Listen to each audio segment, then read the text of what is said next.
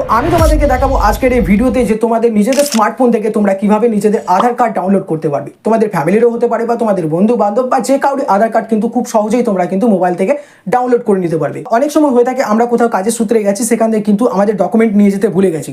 এবার ডকুমেন্টের মধ্যে কিন্তু অনেক রকমের ডকুমেন্ট থাকে, তার মধ্যে কিন্তু থাকে একটা আধার কার্ড বা আধার কার্ড কিন্তু সব জায়গাতেই আমাদের দরকার পড়ে। তো সেখানে তোমাদের আধার কার্ড নাম্বার মনে আছে, কিন্তু তোমাদের আধার কার্ড ডকুমেন্টস ভেরিফিকেশনের জন্য কিন্তু তোমাদের পিডিএফ দরকার, তখন তোমরা কিন্তু খুব সহজেই কিন্তু এই ব্যবহারটা করতে পারো। এই ব্যাপারটা কিন্তু অনেকে আছে যারা এখনো পর্যন্ত জানে বা অনেকে আছে যারা এই ব্যাপারটা কিন্তু জানে না।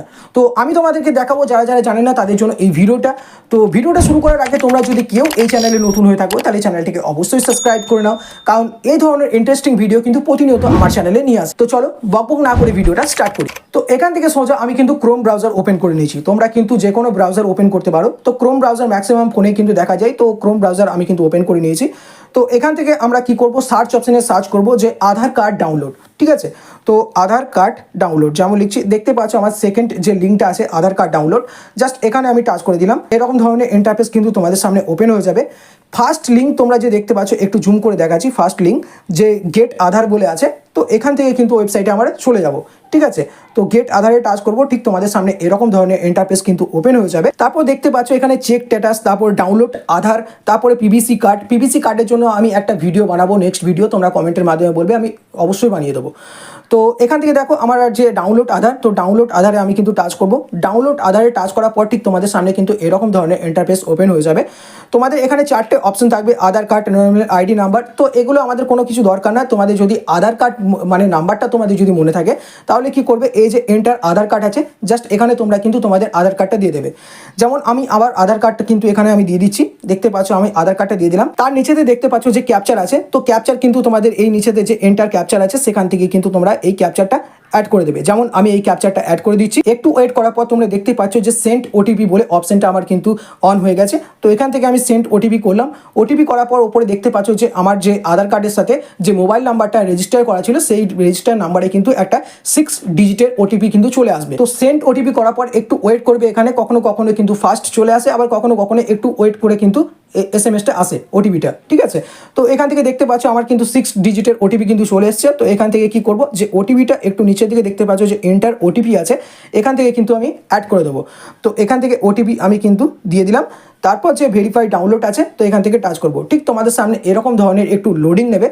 লোডিং দেওয়ার পর কিন্তু তোমাদের সামনে ঠিক এরকম ধরনের পেজ কিন্তু ওপেন হয়ে যাবে। এখান থেকে তোমাদেরকে বলে দিচ্ছে যে আমার যে আধার কার্ডটা আমি ডাউনলোড করলাম সেই আধার কার্ডটা কিন্তু দেখতে পাচ্ছ যে congratulation, your Aadhaar card has been a successful download. আমার কিন্তু এখানে ডাউনলোড হয়ে গেছে। এবার বলছে তোমাদের যে পিডিএফ, যেমন এখানে এক্সাম্পল করে দেখিয়েছে যে তোমাদের পিডিএফ করলে কিন্তু তোমার যে ওপেন করো তাহলে কিন্তু তোমাদের একটা পাসওয়ার্ডের দরকার পড়বে। এবার এখানে তোমাদেরকে দেখিয়েছে যে তোমাদের পাসওয়ার্ডটা কীরকম ধরনের হবে। ঠিক আছে, তো এখানে দেখো বলেছে যে প্রথমেই বলেছে ফার্স্ট লেটারের তোমাদের চারটে নাম, যেমন আমার কৌশিক নাম। ঠিক আছে, KOUSHIK। ঠিক আছে, তো এটা হচ্ছে 7টা লেটারের। তো আমাদের যে প্রথম চারটে লেটার আছে KOUS। ঠিক আছে, তো এই যে চারটে আছে, তো এই চারটে কিন্তু আমাদের প্রথমে দরকার।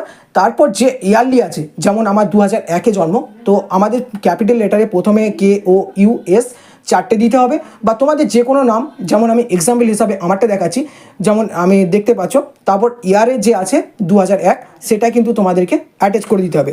যেমন এখানে দেখতে পাচ্ছ যে এক্সাম্পল করে দেখাচ্ছে ইয়োর নেম আনিস কুমার। ঠিক আছে, তো এখানে দেখো দেখতে পাচ্ছ যে পাসওয়ার্ড ANIS, তারপর কিন্তু তোমাদের ইয়ারে 1989, এটা কিন্তু অ্যাটাচ করে দিয়েছে।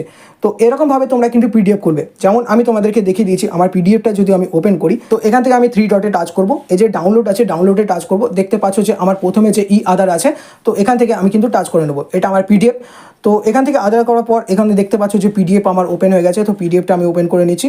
তো পিডিএফটা ওপেন করার পর ঠিক তোমাদের সামনে দেখতে পাচ্ছ যেমন বললাম আমি, তো এখান থেকে কিন্তু পাসওয়ার্ড বলছে। এই যে আধার কার্ডটা আমি ওপেন করব, এই যে আধার কার্ডটার নাম আছে কিন্তু বাবু, তো চারটেরই একটা সংখ্যা লেটার আছে, তো BABU, তো চারটে হয়ে গেল। তো এখান থেকে আমি কিন্তু দিয়ে দিলাম বাবু, প্লাস এখানে যে আমার সালটা আছে তো 2001, তো এখান থেকে কিন্তু আমি 2001 দিয়ে দিলাম। তারপর দেখতে পাচ্ছ যে আমার আধার কার্ড কিন্তু ওপেন হয়ে গেছে। এরকমভাবে তোমরা কিন্তু নিজেদের আধার কার্ড নিজেদের স্মার্টফোন থেকে বা যে কোনো স্মার্টফোন থেকে তোমরা কিন্তু নিজেদের আধার কার্ড বের করে নিতে পারবে খুবই সহজ পদ্ধতিতে।